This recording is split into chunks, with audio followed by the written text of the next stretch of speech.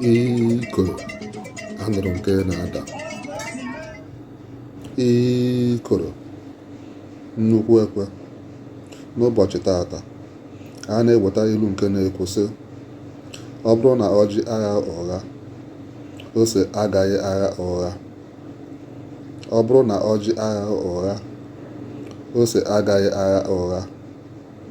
N'olu ndị Itibọrịbọ, provided the color does not prove deceptive, then the pepper will also be dependable. Mpụtara ịnụ a bụ na onye ọbụla na-achọ ka mmadụ na-emeso ya omume ọma ga-ama na ya onwe ya ga-abụ onye kwesịrị ka atụkwasị obi, n'ihi na eziokwu, ezigbo omume na ịkwụwa aka ọtọ na ntụkwasị obi bụ nwanne. Ilu a si n'aka ndị African Igbo Proverbs wee na-abịala ọnụ.